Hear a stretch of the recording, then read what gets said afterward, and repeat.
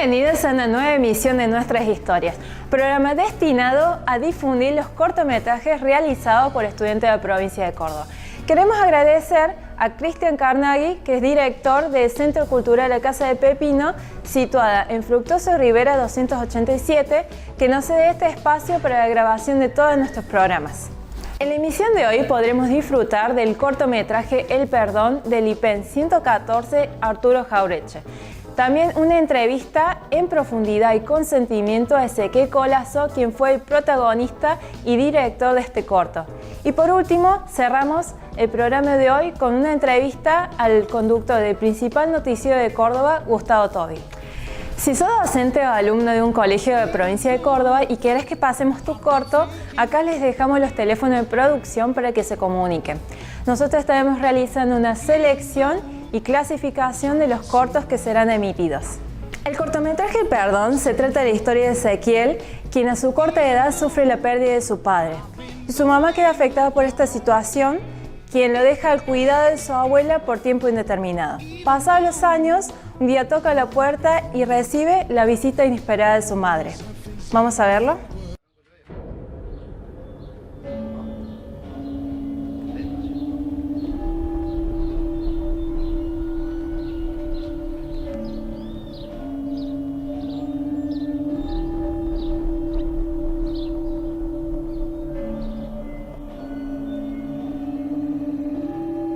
Desde que tengo noción, tengo recuerdos de mi padre. Aunque son muy escasos, por cosas de la vida, mi padre no me vio crecer. Él falleció cuando yo apenas tenía 5 años. Ya pasaron 14 años, y obviamente, de mucho no me puedo acordar. En mi inocencia pensaba que era feliz, pero de ahí, todo dio un giro. Y anda a jugar. ¿Para qué tenés tanto juguete? Anda a jugar.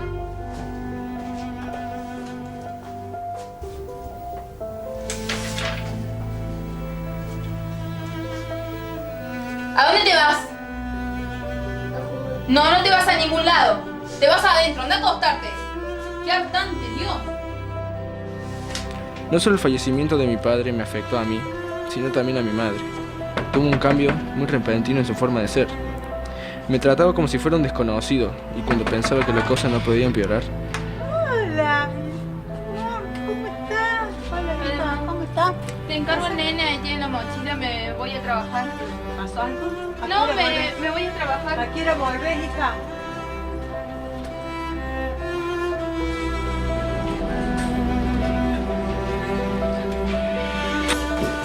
La abuela estaba desayunando solita. Justo viniste para desayunar con la abuela.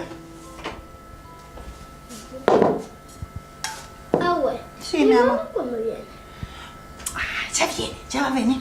Quédate tranquilo.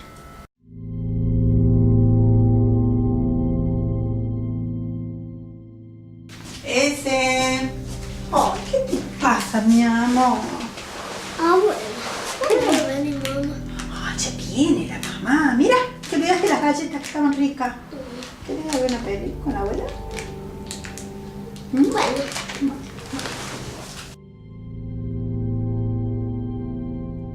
Vamos, ya está la comida. Venga, mi amor, venga. Oh, no se ha sacado de guardapolvo todavía. Ya está la comidita.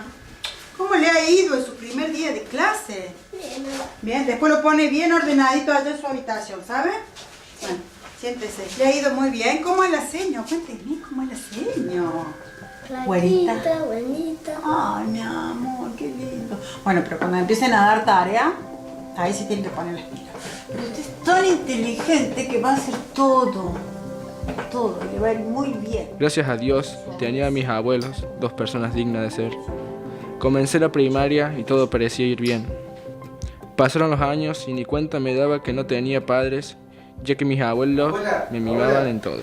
Mira lo que me dieron. Mi hija. Ay, qué hermosa que está, mi amor. Meses esperando por esto. Ay, por fin te la trajeron. Ya estás en el último año, mi cielo. Ya llegó. Estoy en el último año gracias a vos. No, mi amor, gracias a vos. Vos hiciste todo, mi cielo. Te quiero tanto, tanto, tanto. 9 años después de que mi madre me abandonó, un día como cualquier otro, suena el timbre. Y era ella, la mujer que no veía hace años. ¿A mí? Le clavé la mirada y no podía reaccionar. La mujer que me abandonó estaba al frente mío y sin decirle nada la abracé y en ese momento la perdoné. Si algo aprendí de mis abuelos es a perdonar. Aprendí a levantarme y no ahogarme en mi orgullo. Aprendí que perdonar te hace libre.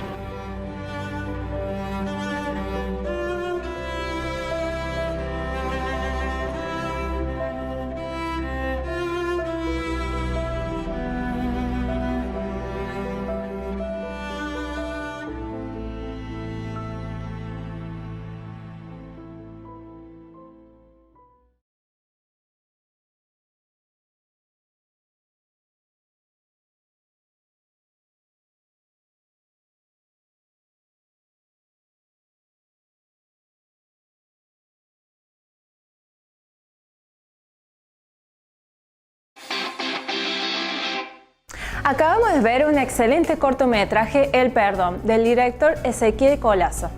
Una hermosa historia. Nosotros queríamos saber un poco más de esta historia verídica, por eso le realizamos una entrevista a Ezequiel Colazo, quien nos comentó cómo surgió la historia, cómo lo filmaron y aparte aprovechó para dejarnos un gran mensaje de vida. Bienvenido, Ezequiel, a nuestras historias. Gracias por estar en este espacio. Contando más o menos cómo surgió la idea de contar tu historia en un corto. Bueno, yo soy del colegio IPEN 114, Arturo Jauregui.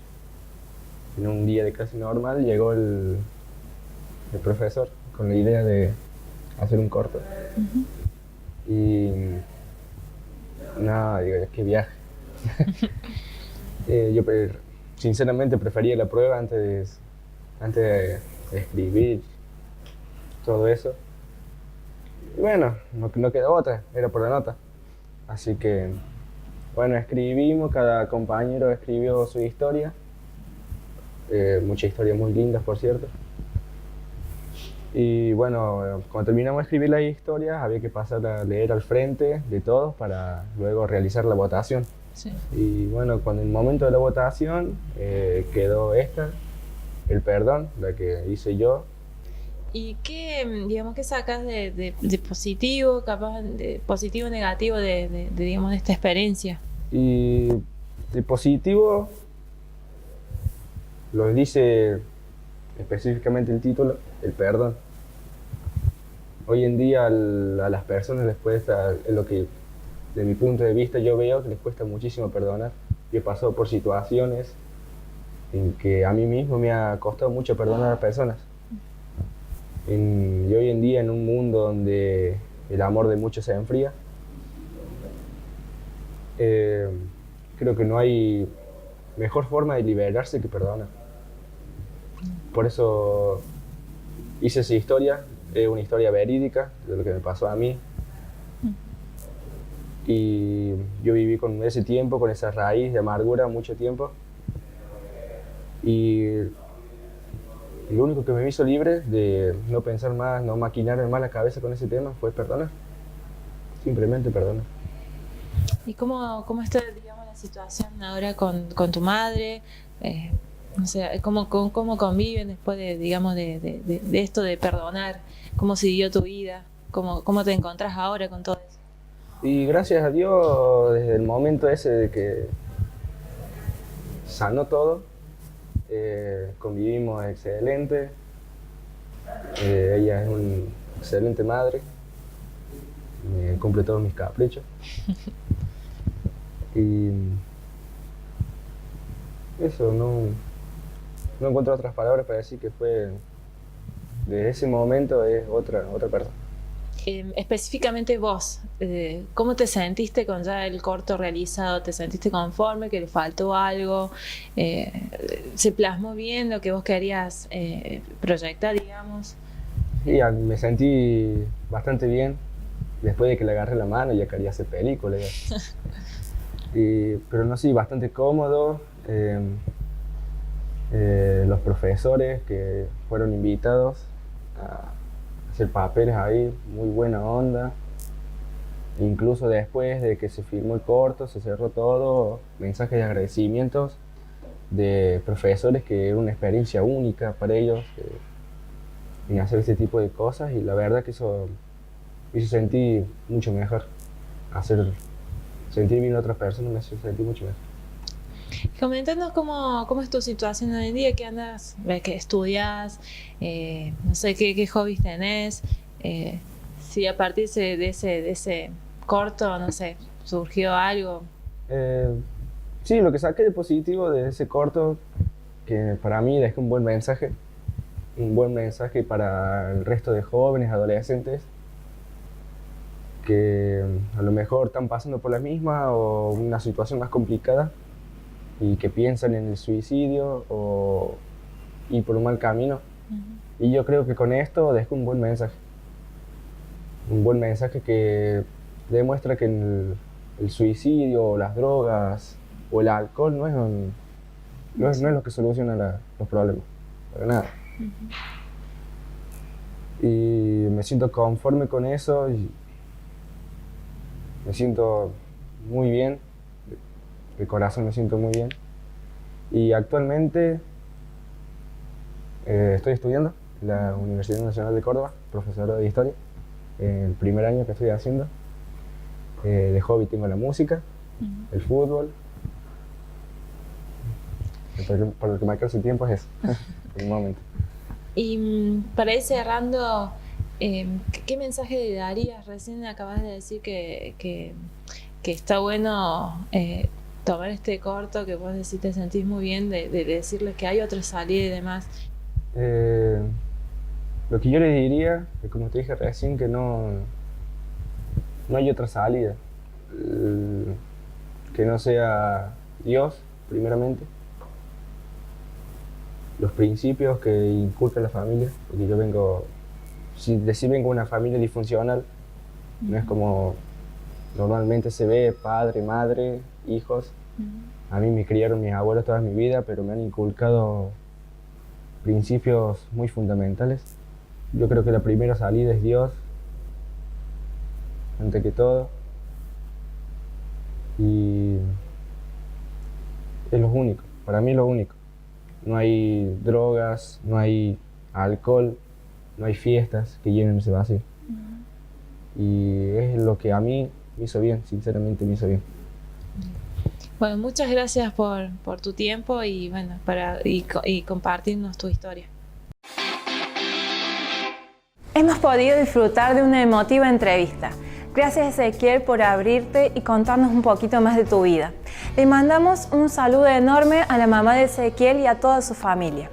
Ahora vamos a una breve pausa y en el próximo bloque tendremos la entrevista a Cristian Carnaghi, director del Centro Cultural Casa de Pepino, un breve resumen de lo que fue la capacitación audiovisual de nuestras historias y la frutilla de postre. La entrevista a Gustavo Tobi.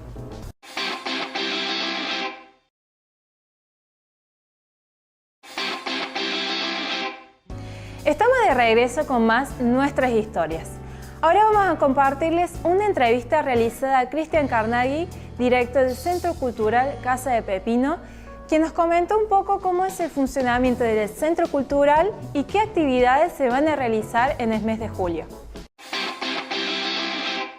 Hola Cristian, contanos un poco las actividades que hacen en general en la Casa de Pepino.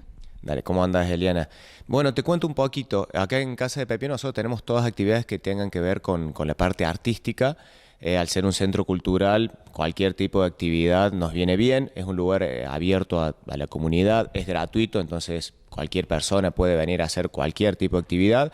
y se mueve en lo que es literatura, música, mini teatro, algo de cine. Tenemos un eje también dedicado a los niños, donde hay títeres, donde hay por ahí lo que es narración oral, y tenemos un fuerte que son las artes visuales, porque tenemos 3 lugares de exposición. Una planta alta dedicada a lo que es arte contemporáneo. En este momento está Espacio Garín, este año, con un curador que traen ellos, obviamente siempre vinculado con lo que es Casa de Pepino.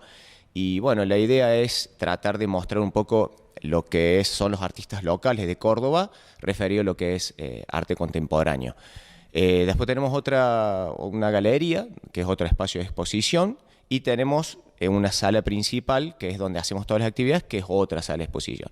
Lo que es sala principal siempre está vinculado más a lo que es la memoria efectiva de lo que fue este almacén de ramos generales de principios del siglo XX, entonces son muestras más nostálgicas, y ya galería corta un poquito, es como un intermedio entre lo que es arte contemporáneo y esta muestra nostálgica que te digo. Entonces por ahí hay arte algo digital, hay fotografía, pero bueno, ese es uno de nuestros fuertes. Y después, como te digo, tenemos literatura, hay mucho lo que es presentación de libros. Obviamente también invitamos siempre a la gente que por ahí tenga alguna actividad que quiera hacer, a venir. Esta es una sala que tiene espacio para unas 60 personas sentadas. Nosotros contamos con un chico pero importante equipo de sonido por si necesitan algún micrófono. Se puede hacer algunos mini conciertos, la acústica es buena. Así que bueno, más o menos esas son las actividades que hacemos. Casi siempre de miércoles a domingo tenemos lleno. Por ahí hacemos dentro del mismo día 2 actividades.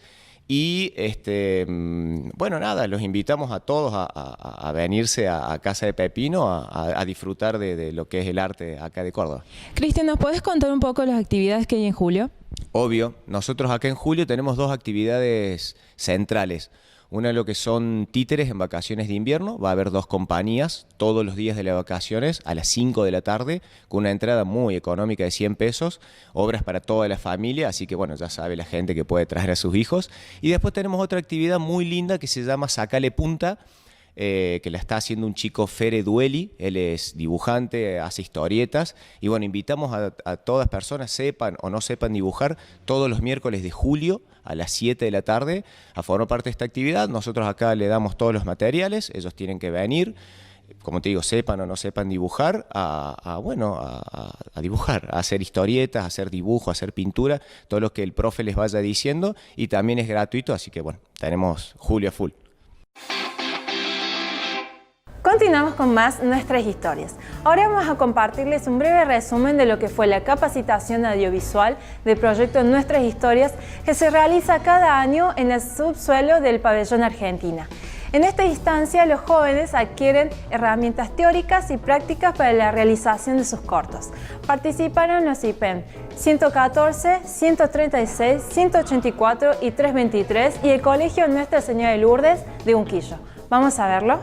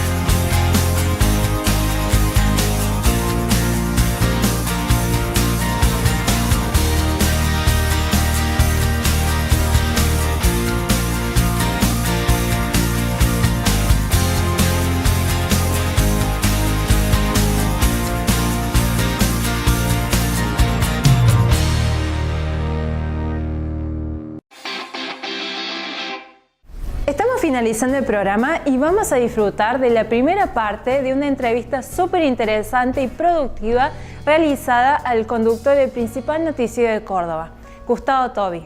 ¿Vamos a verla? Nos encontramos con el conductor del principal noticiero de Córdoba. Bienvenido, Gustavo, al programa Nuestras Historias. ¿Qué tal? ¿Cómo les va? Gracias por tu tiempo. Queríamos saber cómo es la vida de Gustavo Tobi. ¿Cómo es un día en la vida de Gustavo Tobi? Bueno, todo depende de las noticias. Es decir, normalmente el día comienza muy temprano porque el noticiero va temprano. El noticiero sale a las 12 y entonces hay que tener, por lo menos la base lista, hay que tenerla alrededor de las 9:30 de la mañana, está lo que nosotros le llamamos la base. De manera tal que hay que hacer una evaluación entre los hechos que tienen trascendencia continuada, digamos así, renovar todo lo que, es decir, lo último que pasó en el día anterior, la noticia que sigue, actualizarla si tiene continuidad, si ha tenido mucha relevancia una noticia que haya sido de los últimos momentos, entonces sí la incluimos, pero después manda la noticia. Hay veces que tenés todo estructurado y de golpe, qué sé yo, se cayeron las Torres Gemelas, por decir algo, ¿no es cierto? Todo lo demás queda relegado. De manera tal que eso es una base y después hay que tener en cuenta que en Córdoba, al igual que en el país y en otros lugares del mundo, las noticias fuertes comienzan a producirse de las 10:30 de la mañana en adelante, de manera tal que muchas de las cosas que acontecen están aconteciendo mientras el noticiero está en el aire, de manera tal que es un cambio permanente. Bueno, y el día termina, como te decía recién fuera de cámara, cuando se termina la noticia, porque los periodistas no hacemos bulones, si no vamos por tanto ni ninguna de esas cosas. Hay un horario determinado, mi horario es matutino, pero eso no implica que, por ejemplo, producida la noticia de la designación de Pichetto como candidato a vicepresidente de la Nación, eran las 5:30 de la tarde, me viene urgente acá porque, aunque yo no salgo en Telenoche, yo sé que mi aporte puede ser importante y además me gusta estar cerca de la cocina de las noticias, así que ese es el tema. ¿Qué fue lo que te inspiró para seguir esta carrera y qué te inspira para seguir? Porque uno podría decir, bueno, es conocido, pero continúa, digamos, en la televisión. ¿Qué es lo que te lleva a continuar? A mí me lleva a continuar, en años como este, por ejemplo, pienso que tengo una responsabilidad enorme porque pienso que la palabra mía puede llegar a digamos así, a clarificar las cosas a mucha gente que está absolutamente desorientada. Es un momento de gran incertidumbre y aquí está en juego directamente el proceso democrático, de manera tal que yo creo que mi palabra, en un sentido o el otro, puede llegar a ser importante para todos aquellos que realmente aman la democracia en el país. Eso es uno de los motivos por los cuales en este año en particular ese es el principal motor, pero el principal motor que yo he tenido a lo largo de toda mi carrera ha sido tratar de educar, aunque más no sea a través de la televisión, un ratito a la gente para clarificar cosas y señalar la importancia de la educación, porque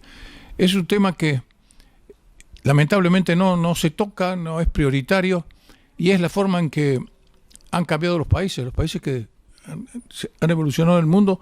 Lo primero que han hecho ha sido cambiar la educación, porque si no cambias la educación, tenés procesos dictatoriales, tenés teocracias como las que existen, muchas de ellas en el Medio Oriente, y pensamientos únicos, y todo eso es algo consecuencia de la falta de educación de la gente. Es decir, un pueblo bien educado es imposible que sea dominado por cualquier autócrata. Ese es el tema. Eso es lo que he tratado siempre, y sobre todo poner sobre la mesa los problemas básicos, porque como falta de educación, hay falta de preparación para el trabajo. Al haber falta de preparación del trabajo hay pobreza, al haber pobreza hay falta de vivienda, al haber falta de vivienda y falta de trabajo hay delincuencia.